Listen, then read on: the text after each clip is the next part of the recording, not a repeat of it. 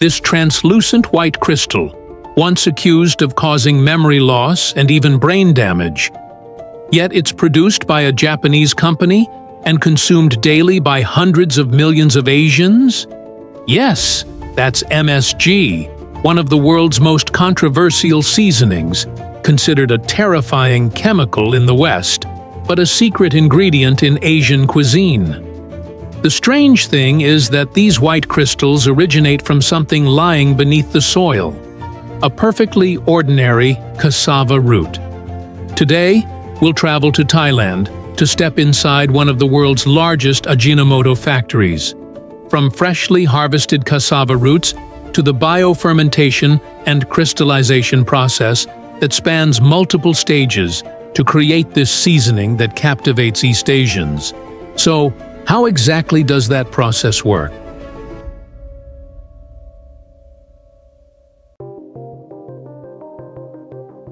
I think MSG sounds quite unfamiliar to most of you, right?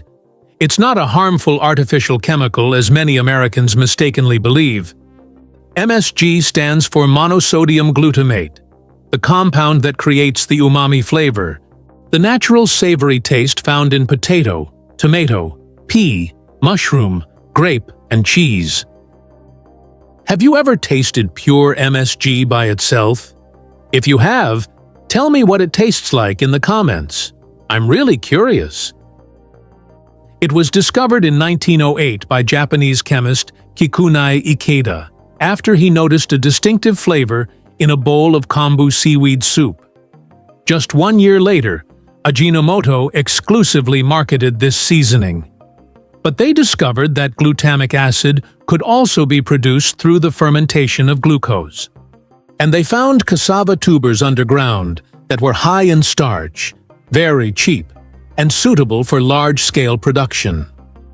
Therefore, Ajinomoto switched its MSG production process entirely to cassava instead of seaweed. According to the specifications I found at the Ajinomoto factory, on average, about 12 tons of fresh cassava tubers are needed to produce 1 ton of MSG. Ajinomoto doesn't grow cassava directly. Instead, they source their raw materials from thousands of farmers across fields throughout Thailand. But before those cassava tubers reach the factory, let's go back to the beginning of this journey. How a cassava plant is grown and grows. Unlike many other crops, cassava isn't sown from seeds, but from cuttings of the previous crop. The cuttings are cut into sections about 15 centimeters long, then taken to the field and planted directly into the ground in rows.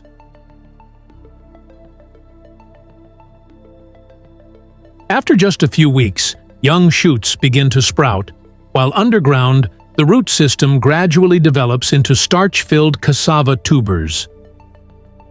For the next 8 to 12 months, the leaves continuously photosynthesize, converting sunlight into carbohydrates and storing them as starch inside each tuber. Thanks to its drought tolerance and ability to thrive in nutrient-poor soils, cassava has become one of the most important crops in tropical countries, where it is considered food for the poor. About a year after planting, when most of the starch has accumulated in the tubers, the official harvest season begins. First, farmers use machetes to cut off the main stem, leaving only a section of the root about 30 centimeters high. These sections of stem are bundled separately to be used as planting material for the next crop. Next is the process of pulling up the cassava. If the soil is too hard, farmers will use a pry bar to loosen the soil around the base, then grasp the remaining stem and pull the entire plant forcefully out of the ground. Immediately, a large cluster of tubers is revealed, clinging around the base like fingers radiating from a common point. Each mature cassava plant usually yields about 5 to 10 tubers, with a total weight of several kilograms per plant. On average, each hectare of cassava cultivation yields 1.5 tons of cassava tubers. These farmers use knives to separate the cassava tubers from their roots, and leave them on the ground. The tubers are then collected, loaded onto trucks, and transported directly to the factory. Unlike many agricultural products that can be stored for days, cassava tubers begin to deteriorate almost immediately after being harvested. They continue to respire, while natural enzymes and microorganisms gradually break down the stored starch inside. Therefore, Ajinomoto factory require the raw materials to be processed within 24 hours of harvesting to maintain the highest starch content. Trucks loaded with cassava tubers quickly enter the raw material receiving area of the Ajinomoto factory. The truck beds are lifted by a hydraulic tipping system, and dozens of tons of cassava tubers pour down into giant receiving pits, quickly forming high mounds of cassava before entering the processing line to extract the valuable starch inside each tuber.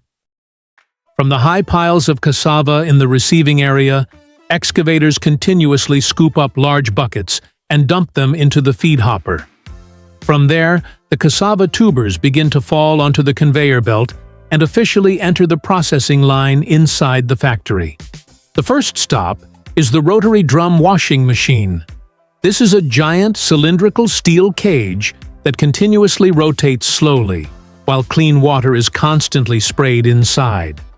As the drum rotates, the cassava tubers continuously roll, collide, and rub against each other and against the cage walls, quickly removing the soil, sand, and mud clinging to the outside.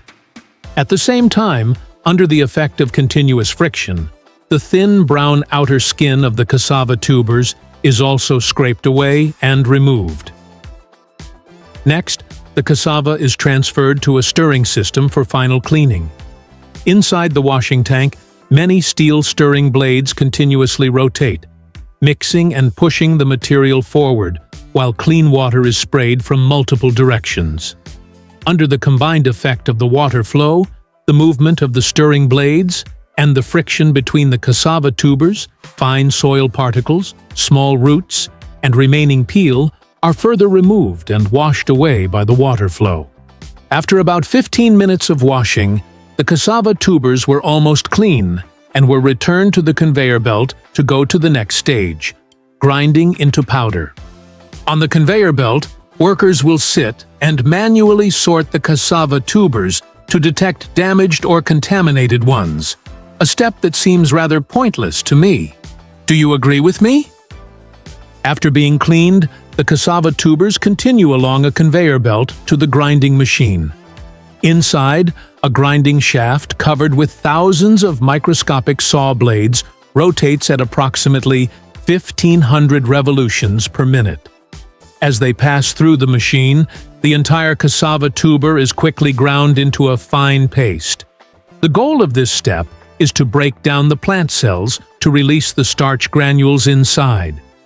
The mixture is then blended with a quantity of clean water before being pumped to a multi-stage sieving system.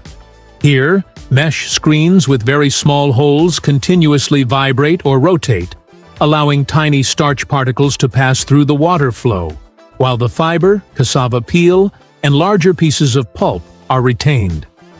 After this stage, what remains is a cloudy white liquid called starch milk. The starch solution is then passed through a hydrocyclone system for further purification. Using high-speed centrifugal force, fine sand particles, soluble proteins, and remaining impurities are separated from the starch stream, creating a highly pure starch milk. Next, the sugar solution is pumped into giant fermentation tanks. Here, microorganisms are added to the tanks and begin consuming the sugar in the solution. For about 30 to 40 hours, they continuously convert the sugar into glutamic acid. When almost all of the sugar has been used, the fermentation process ends and the solution is transferred to the purification stage. First, the solution is filtered to remove bacterial biomass and remaining impurities. Then, activated carbon is used to adsorb color and unwanted compounds, making the solution clearer and purer. Next, the solution is concentrated before being fed into a crystallization system where monosodium glutamate crystals, also known as MSG, begin to form. At the end of the production line, the MSG crystals are transported to the fully automated packaging area. First, they are fed into large hoppers located above the packaging machine.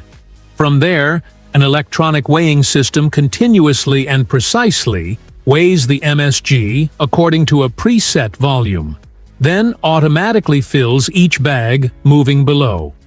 As soon as they are filled, the bag opening is straightened and passed through a heat sealing system for complete sealing.